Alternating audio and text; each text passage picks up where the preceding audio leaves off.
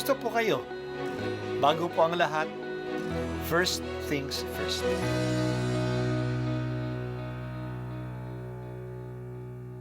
Good morning po. Sinisimulan po natin ngayon ang first things first. At dito po, tinatalakay natin sa unang bahagi ng umaga natin ay ang first readings na binabasa po sa banal na misa. Ito pong tinatalakay natin kasi madalas po kasi marami na tayong alam tungkol sa gospel readings. Pero konti po ang nagsasalita sa first readings. Pero ang first readings, bahagi din po yan ng Biblia, ng banal na kasulatan. Kaya susubaybayan po natin ang mga first readings, basahin po natin at kuminsan kailangan ng basahin ng 2 o 3 beses bago maintindihan kasi hindi po tayo familiar sa mga istorya at sa mga kaisipan na tinatalakay dito.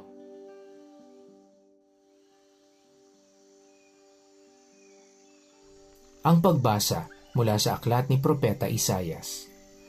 Aliwin ninyo ang aking bayan, sabi ng Diyos.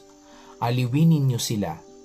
Inyong ibalita sa bayang Jerusalem na hinango ko na sila sa pagkaalipin, pagkat nagbayad na sila ng ibayo sa pagkakasalang ginawa sa akin. May tinig na sumisigaw, ipaghanda ang Panginoon ang daan sa ilang. Isang patag at matuwid na lansangan para sa ating Diyos. Tambakan ng mga lambak, patagin ng mga burol at bundok, at pantayin ang mga baku-bakong daan. Mahahayag ang kaningningan ng Panginoon at makikita ng lahat. Siya mismo ang nagsabi nito. Magpahayag ka, ang sabi ng tinig. Ano ang ipahahayag ko? Tanong ko. Sumagot siya. Ipahayag mong ang tao ay tulad ng damo.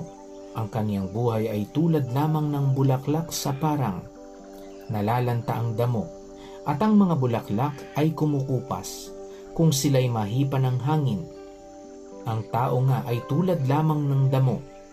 Oo, ang damo'y nalalanta, at kumukupas ang mga bulaklak.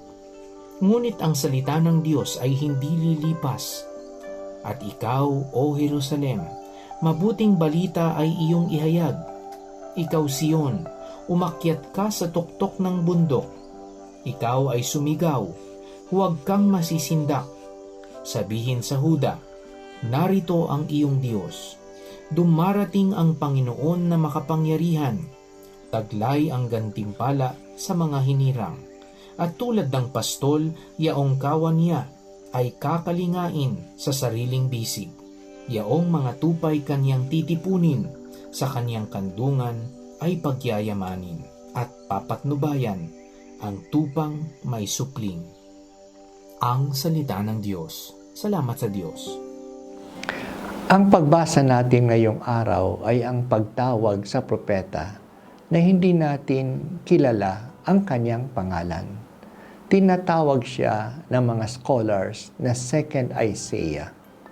At ang kanyang pahayag ay nakalagay sa aklat ni Isaiah, chapter 40 hanggang chapter 55.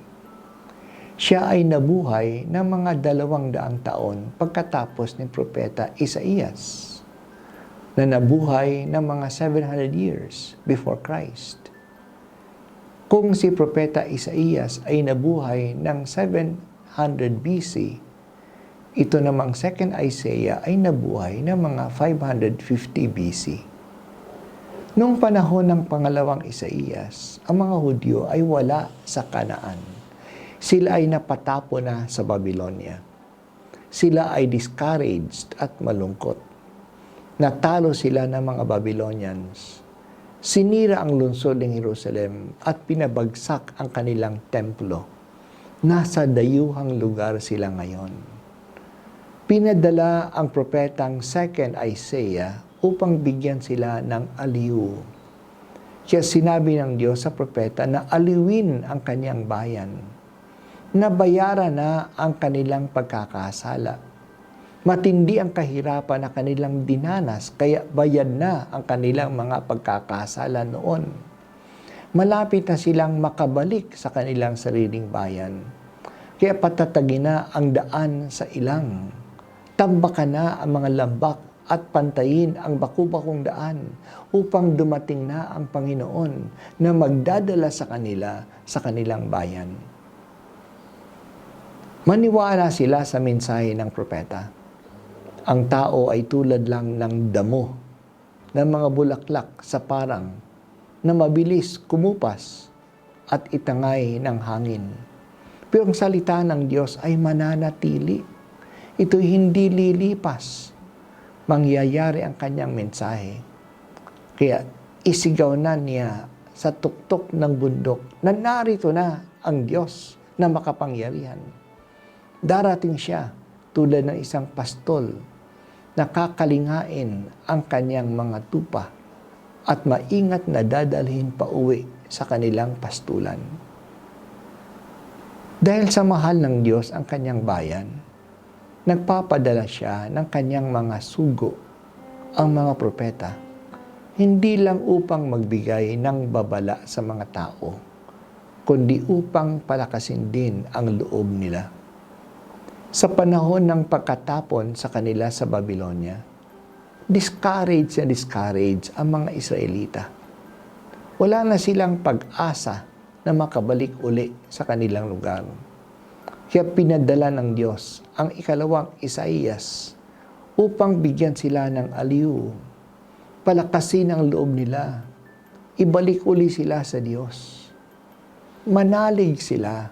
Ang salita ng Diyos ay mananatili. Mangyayari ito. At totoo nga, mga 70 years lang sila sa exile. Natalo ng mga Persians ang mga Babylonians. At pinayagan sila ng mga Persians na bumalik sa Kanaan noong 539 BC. At tinulungan pa silang itayo uli ang kanilang templo.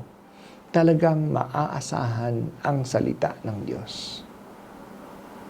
Amang makapangyarihan, hindi mo ay hahayaan na ang huling salita sa aming kasaysayan ay pagkatalo at pagkabigo. Ikaw ang Diyos na manliligtas, kaligtasan ang huling salita. Magwawagi ang mga magandang plano mo sa amin. Manalig dawa kami sa iyong salita sapagkat ito'y maaasahan. Amen.